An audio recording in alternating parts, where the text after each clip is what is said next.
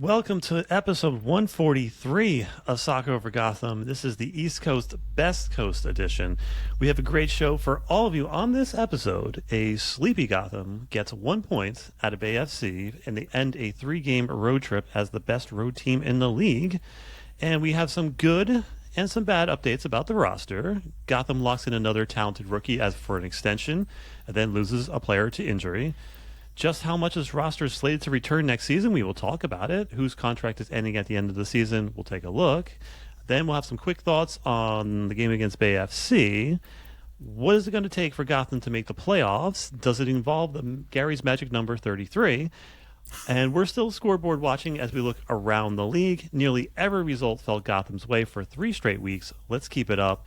And we will preview a 6-pointer this Friday against the Portland Thorns at home. Very excited. It's going to be a great game. Can't wait. And if we have time, we're going to do a little fun and pick our Gotham 7v7 lineups. Who goes number 1? I think I know, but we'll see. We have what I like to call a power panel. So best friend of the show, Jenna Tonelli, and Amanda Westlake are here. How are you both? Yeah, I'm good. Thanks for having me on. Yes. How are you, Jenna? I'm doing well. A little tired today. I was just telling the gang I just woke up from a little nap. Yeah. So. Do you know I've never taken a nap in my adult life. I cannot. I was going to say in your whole life, I feel like you've probably probably as a taken kid, a nap. but for some reason, no matter how tired I am, I lay down and I close my eyes and I think that I'm going to go to sleep, and I just stay like that for like hours. I totally got that. I don't love taking a nap. I've just like laid down. I like between finishing work and hopping on here, I laid down and I was like, oh, just like 5 minutes. And all of a sudden it was like an hour. And I was like, oh, crap. Yeah. Sounds lovely, though. Now I'm groggy, though. Now I'm groggy. But no, it was nice. Yeah. So, the second season, I think we did this podcast, I did crunch the numbers. And I came up with the magic number of 33 as the number needed to make the playoffs.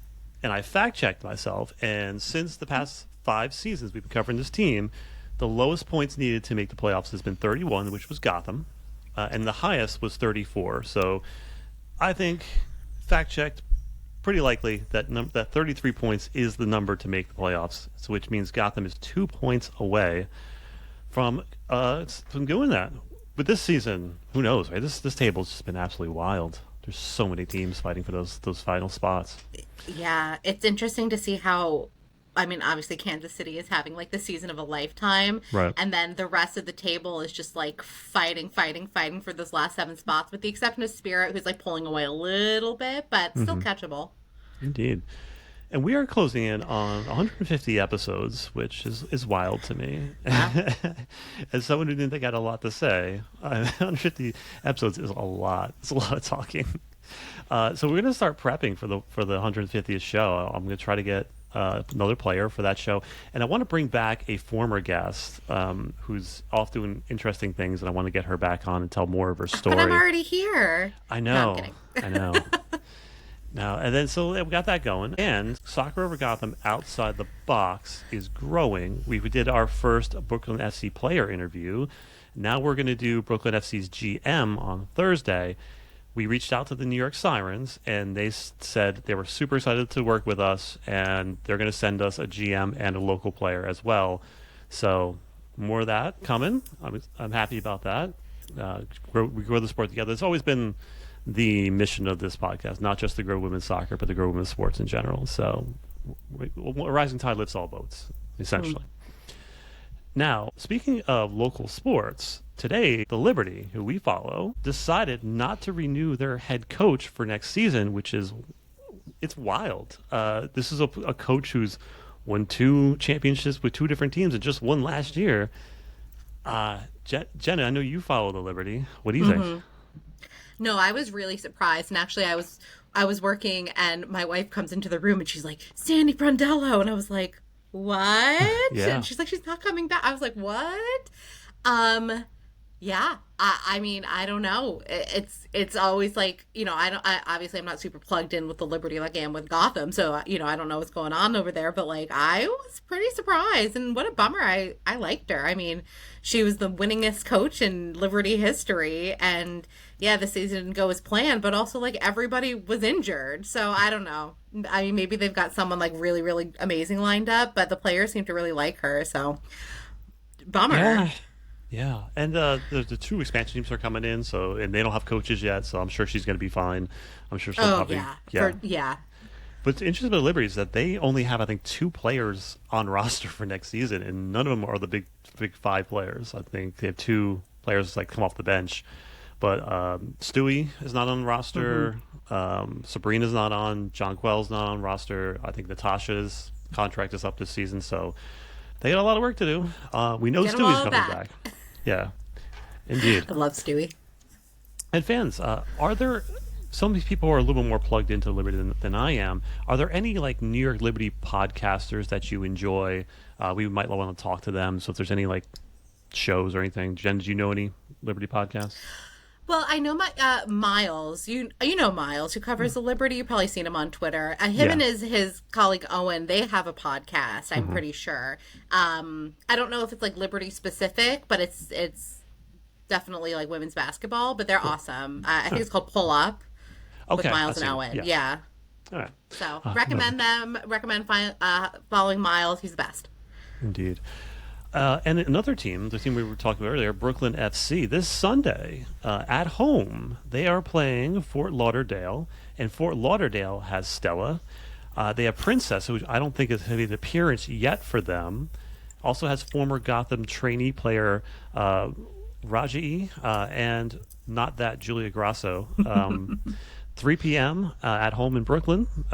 So if you get it in the air, go check them out. Give us a scouting report on those players.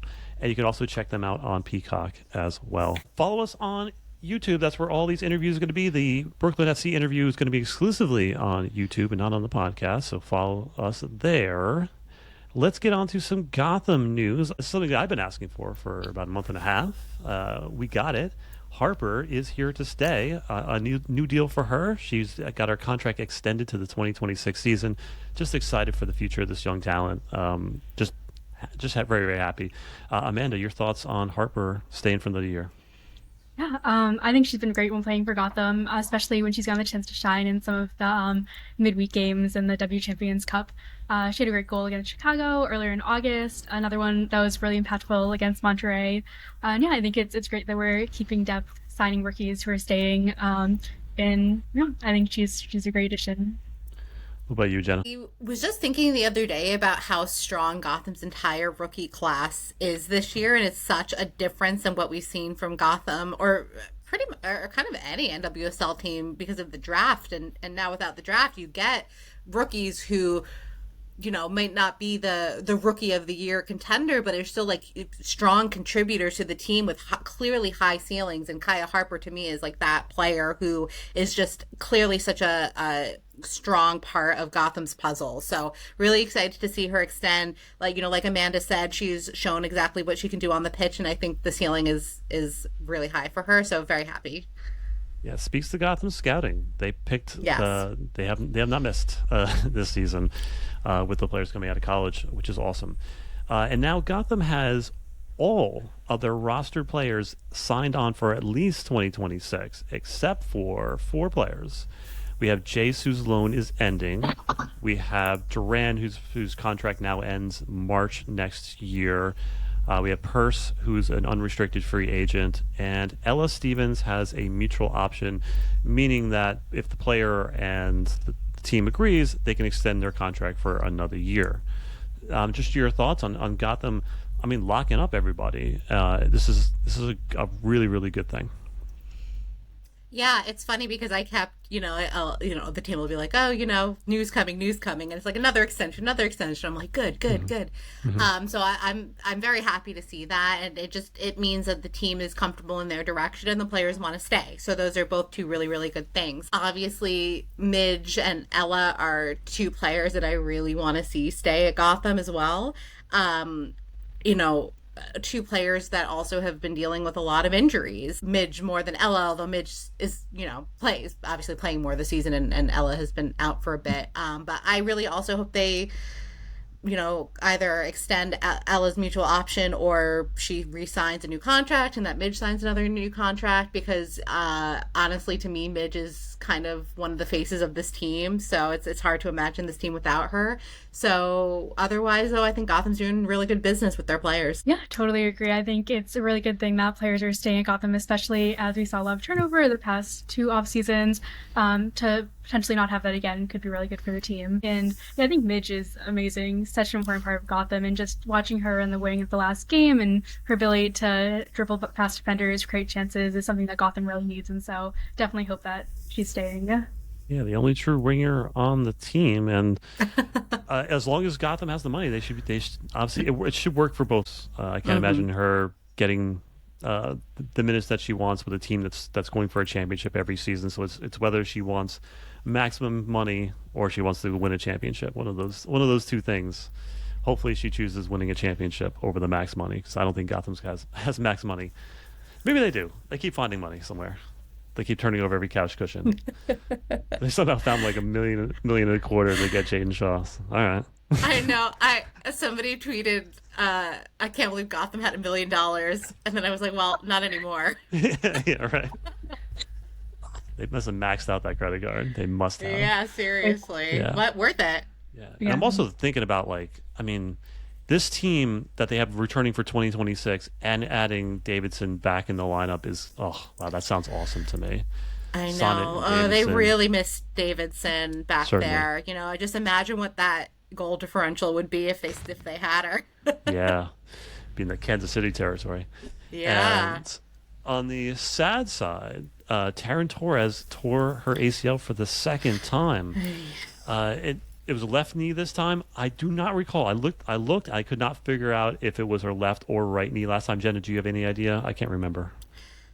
This is her opposite knee. Opposite knee. Okay. I confirmed that. Yes, it's her opposite knee. Yes. So now she's done both, unfortunately. To me, who's torn my ACL twice, the same one, for me, it's like better to do get the that means like her right one is holding, which is good.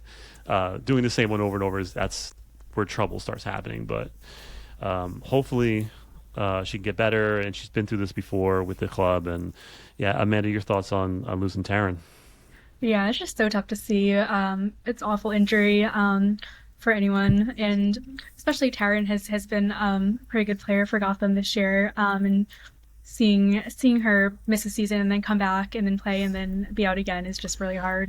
Mm-hmm. No, I totally agree with that. I just remember when she came to Gotham, and it was during that 2022 season of hell. Yeah. Which I was thinking about the other day when they tied Portland 3-3 and denied them the Shield, because they're playing Portland this weekend, and I was just thinking about that a little bit. That's so fun. But she, to me, during that season was like the bright spot, because you could see a player that was like very Allie Long like, and was going to maybe take over that mantle, and it's just this injury after injury now is just really, I hope it doesn't derail her and her career, because she's such a good player, and clearly Gotham really likes her. So I'm so bummed for her. I'm sure she's devastated. And hopefully we see her back on the pitch next season. Can't have a better role player than Taryn.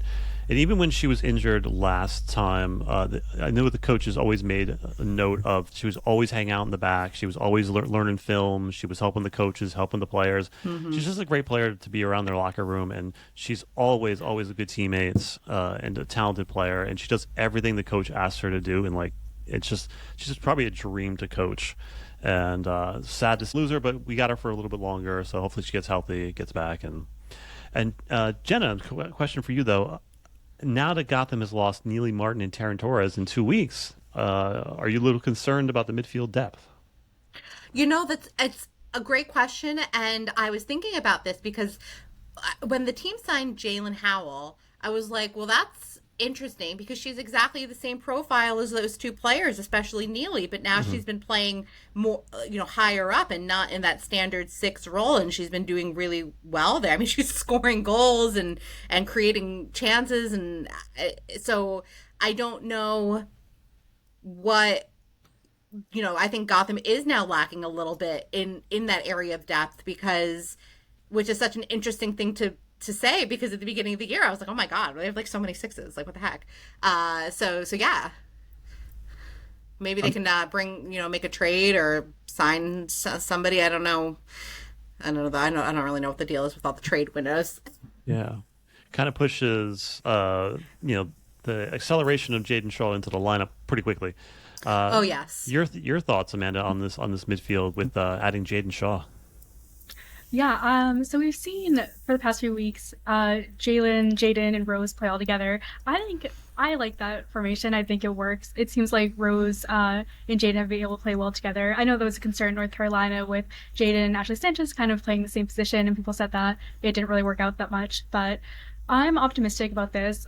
I don't think that Jaden needs to like necessarily start every game that she's integrating in for the last half of this season. We only have a little while left, but I'm really optimistic. I love Jaden as a player. I think she's great, and I think that her ability to cut through lines, create chances, I think that it's really amazing. And especially being a player that's younger than Rose not always being healthy, I think that it's a really good signing for Gotham.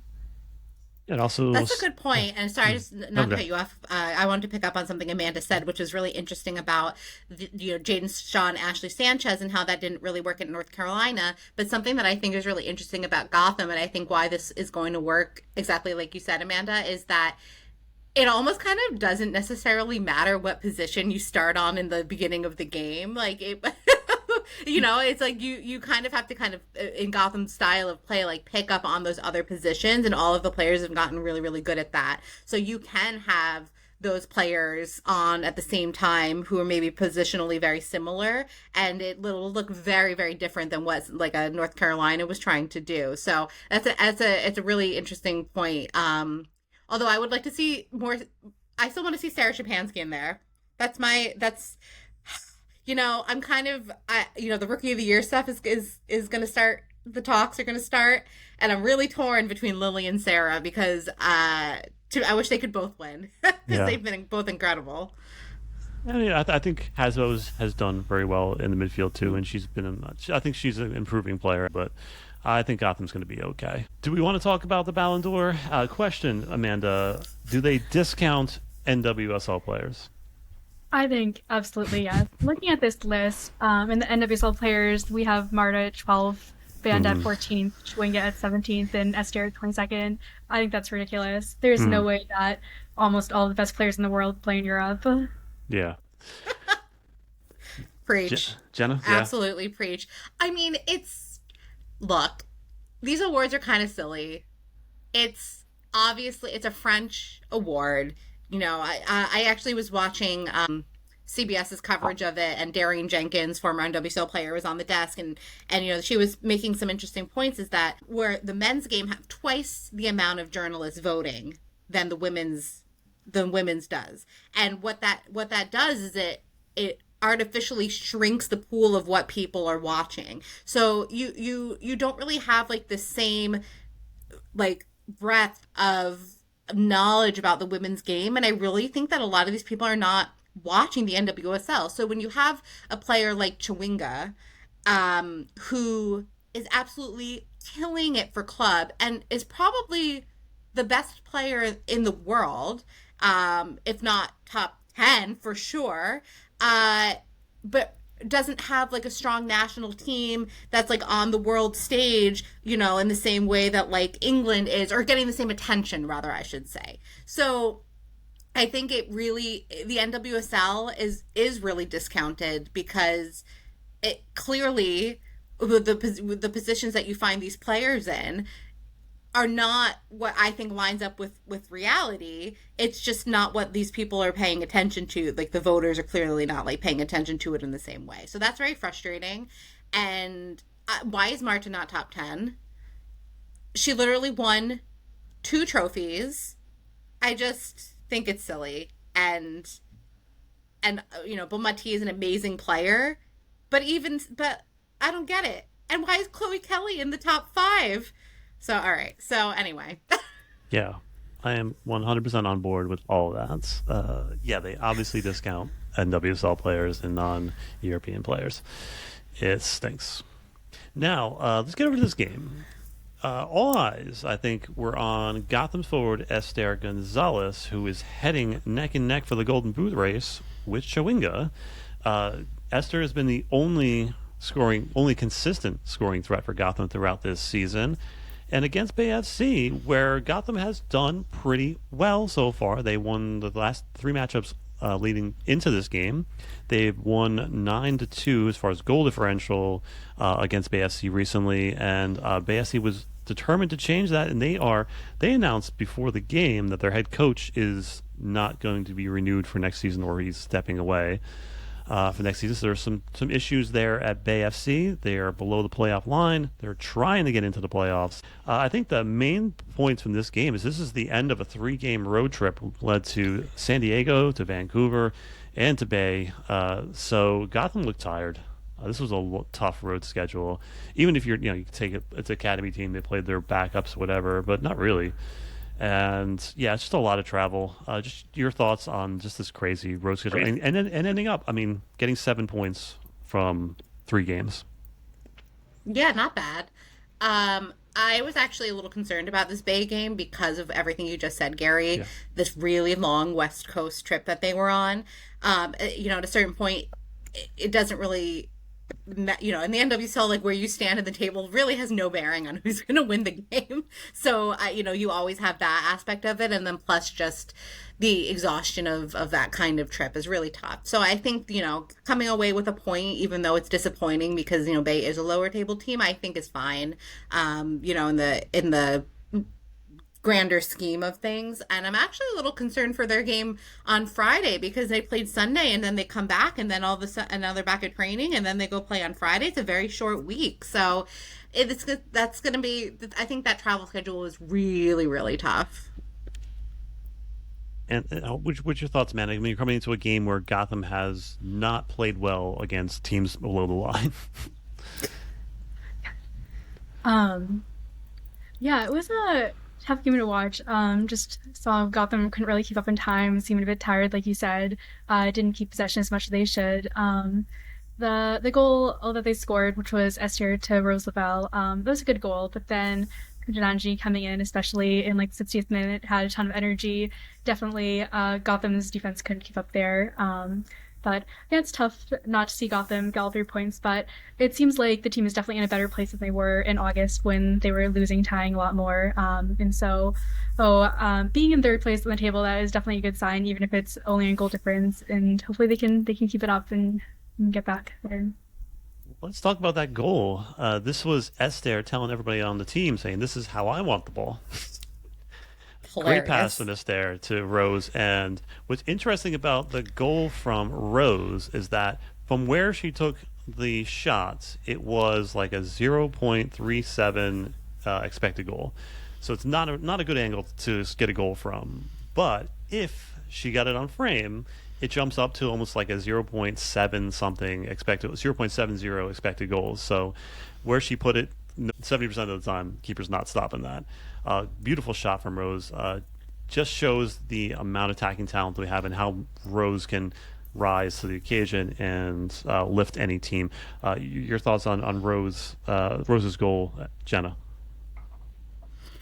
No, it's what you love to see from Rose Lavelle scoring, and I love what you said about Esther. This is how I want the ball. It was a perfect pass. I've watched that highlight on repeat several times because it was just, like a beautiful play. So I also, when Esther got the assist, I was like, okay, good, because that's a tiebreaker for the Golden Boot. So even though she didn't score, I was like, okay, we're getting on the board a little bit, because in the beginning of the year at Sports Illustrated, we did, like way too early predictions for the year. And I said Esther Golden Boot, and everybody made fun of me. They were like, oh, you're being like a homer or whatever. And I was like, I don't know. I feel something in the air. And so I usually don't like care that much about being right about this kind of stuff, but yeah. I really want to be right about this. So keep it up, Esther. Keep it up.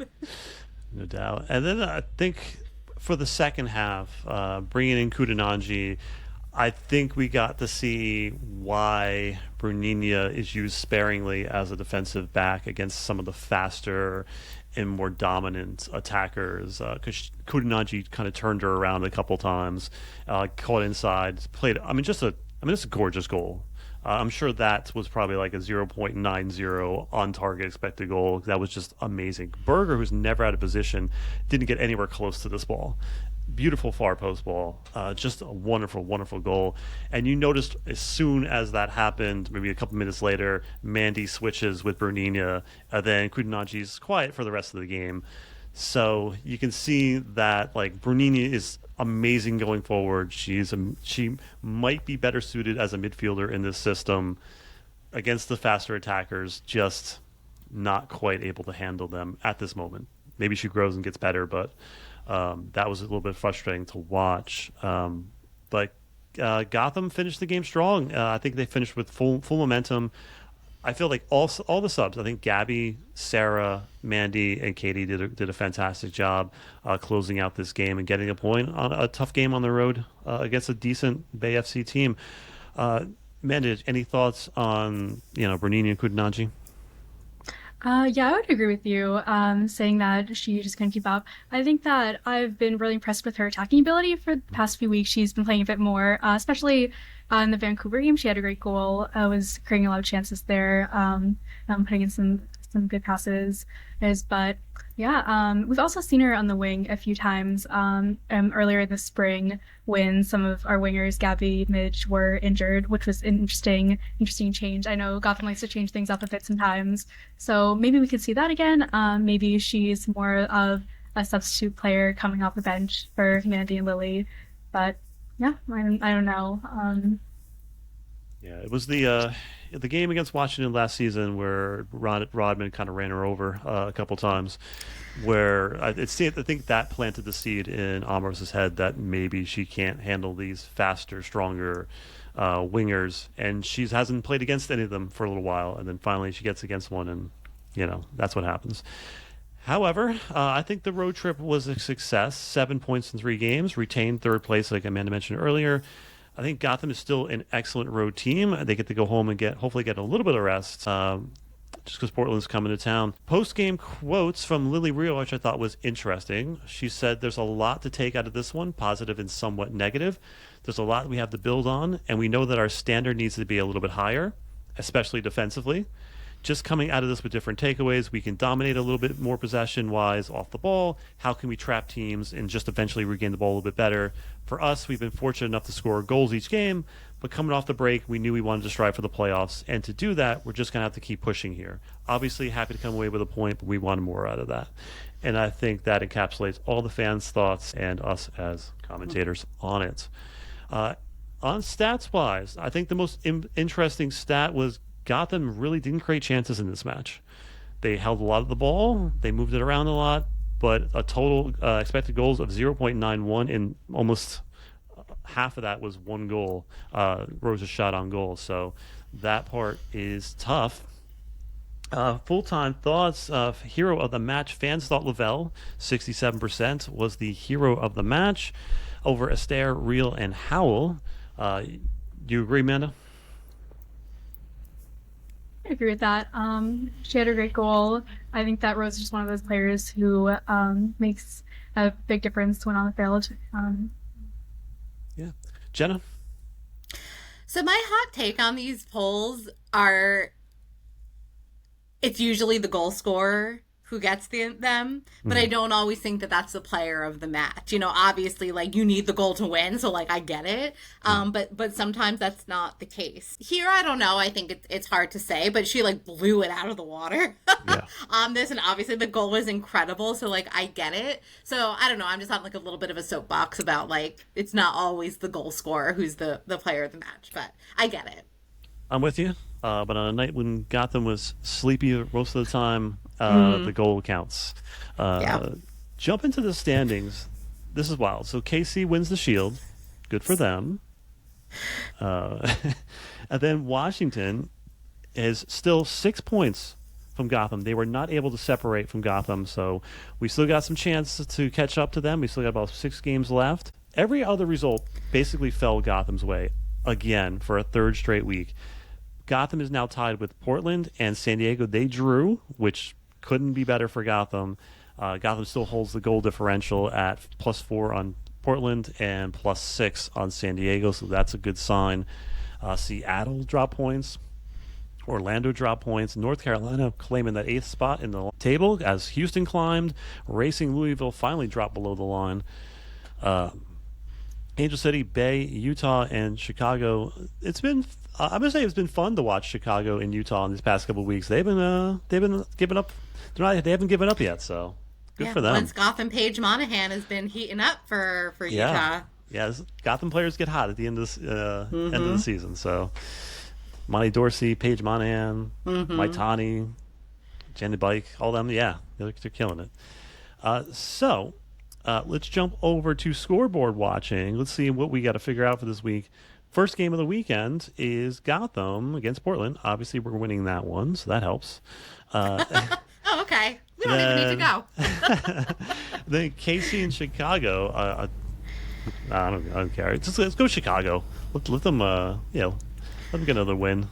Get their hopes up. Well, not to interject here, but it's interesting. What does Kansas City do now that they clinched the Shield, right? Like, they're kind of in an interesting spot with 5 games left to go and not wanting to risk injuries but wanting to keep form. I mean, or I'm pretty sure, someone can fact check me on this, Orlando's first game after clinching the Shield was against Gotham, and they lost. Yeah. And it broke their unbeaten streak last year. So it's I always find it interesting. Okay, you clinched the Shield, like, now what? So Chicago could win. Yeah, it's an interesting point. Both Orlando and Chicago and KC use the same lineup almost every match. Like, it's the same players, so they really don't utilize their bench much at all. So maybe they start playing their bench players. Maybe they're vulnerable. We'll see what happens because I think Chicago has a chance here. We'll see. San Diego and Orlando. That's an interesting one. Yes. Do we want Orlando to get their groove back a little bit and take down San Diego, who is now our Meteor, right? I guess draw. They can tie. Yeah, that's fine. Yeah, I think we go for a draw on that one. Racing Louisville, Angel City, shrug. What do you think? What do you think, Amanda? I just want good things for Neely Martin. So yes, just rooting for Neely to have a good game. Yeah, what do you think, Amanda? I don't know. Yeah, not the most interesting game, I guess. Yeah, let's go Angel City. Let's go. Okay, and then we got Bay FC and Utah Royals. Shrug. Let's go Utah. Another Page goal. That's what I want there. Yes. Washington Spirit and Houston Dash. Houston. We got to root for Houston. Let's go Yasmin Ryan. She had a great goal last week. Then Seattle and North Carolina, I guess, root for the draw? Yeah. So Gotham, Portland Thorns coming to town on Friday, 8 p.m., Sports Illustrated Stadium. Watch it on NWSL Plus and MSG. Gotham returns for a Friday night footy showdown against formidable Portland Thorns. Now, the teams are tied on points. It's going to be a huge matchup. We talked a little bit about it earlier, but Amanda, what are your thoughts on Portland coming to town? What's Gotham got to do? It'll be an exciting game, especially so close to points. In last time when we went to Portland, that was a really tough loss, 4-1. So I think maybe a little bit of redemption. We'll see. We also played Portland in the quarterfinals last year. And they played a pretty defensive game there, but we were able to win. So yeah, we'll see what happens. They have some talented players. Should be a good game. Jenna, I totally blocked out that 4-1 game. Yeah. I mean, Gotham need to pick up points here. Like, obviously, a win would be better. A draw still, puts them above Portland, which is important for how close these top spots are, or just a playoff spot in general. Because 3 weeks ago, I was writing in my Substack that like Gotham might not even make the playoffs at all if they kept up that run of form. But it's just so NWSL that it's like, okay, 3 weeks you could be like on the outs, and then 3 weeks later you're like, oh, now we're third. So that's the NWSL. So this is going to be really, these are big points on the table right now. The end of the season, a team you're tied on points with. Gotham and Portland usually have pretty good matchups, so it should be a good game. But everyone's going to have to really step up and hopefully use that home advantage to get the win and try to finish out the season strong against a top opponent. Yeah, this is a team that Gotham may have to face again. So get it out of the way. Let's get a win. Let's get it going. Any manifestations for this game? And that's their goal. I'm with you on that. Come on, girl. Amanda? I don't know, good fan turnout. Yeah. Friday night should be a nice night. It's like, it'll be like 80 degrees. Supposedly no rain. Let's go for it. I'm hoping for that too. Random thoughts. I saw this posted by the NWSL Twitter account, and it was data done by Vision Insights Data. Who are they? I have no idea. But they looked at the data of like what's the most popular team per state. Oh, and yes, I saw found this pretty interesting and funny at the same time. First, Gotham. Geography is not my strong suit, so I had to on the show notes put like a map of the United States with the actual names of the states on there because the whole middle of the country, Gary, I could LOL. I could never figure out the middle of the country. Iowa, Nebraska. I can name all of the states. Can you? In ABC order. You can too, Amanda? I don't know. My friends and I actually did a fun game where we were given like a blank map, like no state borders, and we had to draw all the state lines. Oh, yeah. I love stuff like that. I was never good at geography. Seattle rain, Montana, Wyoming, Idaho. So Montana, Idaho, Oregon, and Washington. Gotham has New York, Pennsylvania, Vermont, which is good. And then what I thought was one of the interesting ones was Boston. So Boston's got, Maine, Rhode Island. And then in the middle of the country, North Dakota for some reason. What is the connection between North Dakota and Boston? Any clue? I feel like they must have just had like only 5 people fill out the form. Maybe. I wonder if they're looking at like Google metrics, like search terms. I should ask somebody over there how they put that together, because I think you're totally right. Like maybe just like one day, like 20 people just Googled Boston Legacy FC, and then that was it. Yeah, could be. That's interesting. Another thing I thought was funny is that the shining city on the hill.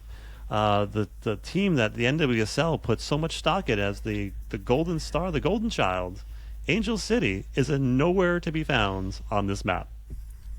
I was shocked. That was interesting. I did not expect San Diego to have more than Angel City. Yeah. I wonder if the shine has fallen off a little bit now.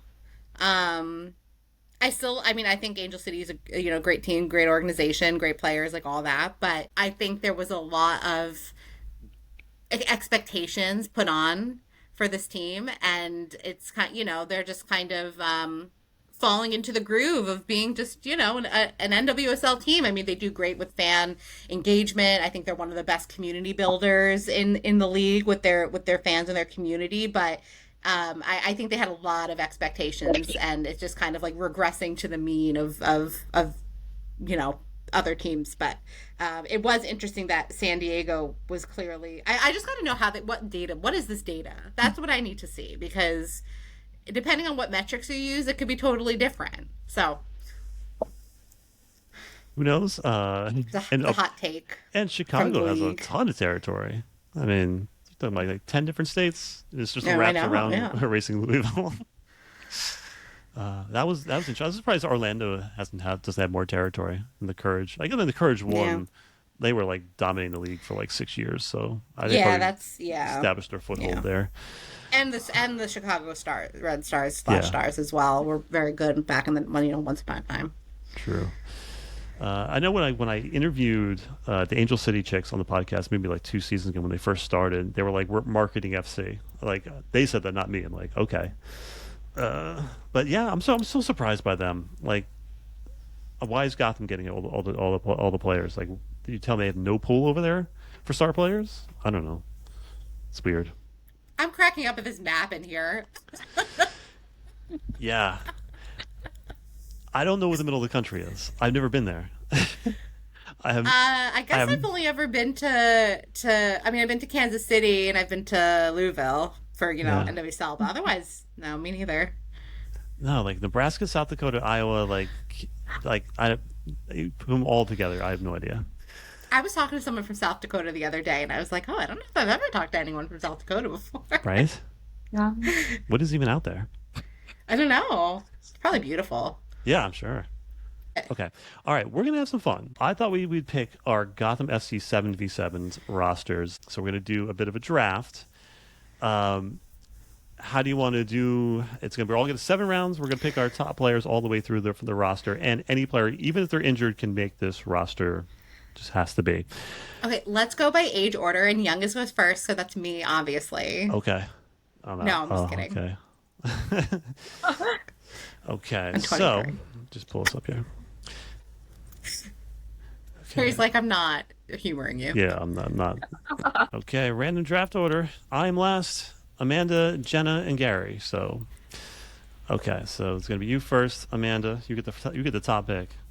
Ooh. I'm a little curious about this one. Is I think we all know who's going first. I think. I don't know, actually. Yeah. Wait, Gary, are you gonna like write it down in this chart for us? Yes. Okay. Okay. So I think I know who's going first. I'm curious to see where Ann Catherine goes in this thing, because usually it's like like you do like the NFL fantasy drafts. Have you guys ever done that? Like the kickers always kind of go last. Yes. Um, Yes. So, but yes, I wonder where where Ann Catherine Berger is going to be in this list. So, do you want to pick first, Amanda? Who are you taking as your top pick out of all the entire Gotham roster? I think I have to go with Esther. She can score goals. She's amazing. Um, I don't know a lot about how 7v7 differs from just regular soccer, but I imagine scoring goals is probably also an important thing there. Yes. The way 7v7 usually works, it's just condensed field, and usually you go with the 2 defenders, 3 midfielders, and a striker. But obviously for us, it could be like a central midfielder and 2 central midfielders. Could be an attack, 2 attackers, 3 attackers, whatever you want to do. You want to go full offense and go all attackers, that's fine too. See, this is really funny, Gary, because that's exactly what I expected, but I know that's not what you expected. No. Yeah, I know. Really? Nope. Jenna, who are you taking? Rose Lavelle. That's who I figured it was going to be number one. I know. If I was first, I was going to also pick us there. Were you really? Yeah, Okay. I swear. Gosh, this is tough now. Those are the 2 I had at the top. Let's see. Oh gosh, who do I take? I think I got to take Mitch Purse. Yeah, that was going to be my next one. Yeah. Yeah, I mean, I could have went with another central forward since the stairs off the board, but all right, we'll see what happens. Okay, Amanda, you go up. You're next. Okay. This is tough. Do I go with the defender, midfielder, forward? I think we go with Emily Sonnet. I think she would be good in this game. Yeah. Good defender. That is a good choice. That is an excellent choice. What do you got, Jenna? I'm going Jess Carter. Same. Ooh. We're going the same. Me and Amanda are on the same wavelength here. All right, now you're forcing me to take a defender. Yeah. I was gonna take a defender for a little while, but I gotta take Tierna. Yeah. Yeah, I got to. Amanda, you're up. Okay. Next, I think I'm gonna go with Lily Real. Mm. All right, this is interesting. Okay, so you got your 2 defenders locked in. Defense first. Okay, Jenna, what do you got? I'm gonna go with Jalen Howell. That's my pick. You killed me. Killing me. Oh, with Jalen out. Oh man, that's tough. Midfielders are trying to get short here. I got to go with Jaden Shaw. Ah, I got to take. yeah. I yeah. figured she was going next. Yeah. Okay, Amanda, what do you got? I'll go for forward this time. Sarah Shapansky. Okay. Good one. Good one. Go on. Somebody's got to get Esther the ball. I know. All right, let's see. What do I got going on? I got I need a, All right, I'm going to healthy Ella Stevens. Okay. I need a forward. Yeah, that's where gosh. Rose in midfielder, but Yeah. that's where I was too. Do I go with Jace and I just gotta go with a power lineup and just go with Jace? But I think the fans will discount my lineup because I think the fans are turning on Jace for a little bit. I don't know. Maybe. Oh gosh. All right, I'm going with Jace. Yeah, I agree. I think I like her. Yeah, I do too. Who do you got, Amanda? I think I might have to pick a goalie now and go with Berger. Damn, that's what I was gonna do. Oh man, 5th round. Okay, okay, Jenna. All right, going my girl Mandy Freeman. Okay. Gotta lock down that back line. Jess and Mandy. Yeah, that's Got it. good. Got it on lock. So now you guys are locked down on defense. I can play around with defense. Okay. It's probably gonna be Bernina. Let's see. I need another attacker. I might go with. I'm gonna go with Gabby. Okay, Okay. I think I need a central midfielder, so I'll go with Hasbo. Okay. Yeah, let's see. What do I need? I have 2 defenders, a striker, and 2 midfielders. So I definitely need another midfielder.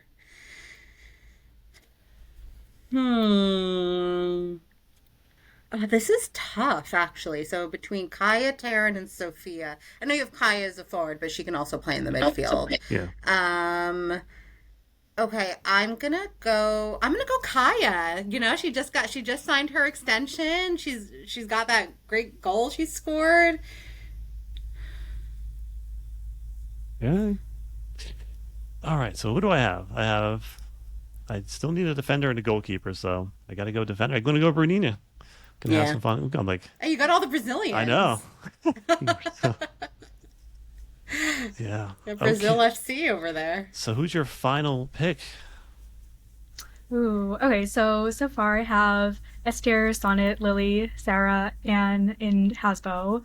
Oh, good lineup. So one more, maybe winger. Okay, I'll go Kay Stingle. All right, I'm impressed. You got a very strong I'm a Katie lineup there. Stengel truther. I think Yeah. I was actually really excited for her to come back. I think she's really good, really good. Yeah. Fits in the team well. Okay, I'm gonna So, go. Well, I'm you gonna do. need a goalkeeper. Oh God, Shelby or Ryan. This is actually tough. Yeah. I'm gonna go with Ryan for the vibes. She finally got her first start. She's looking good.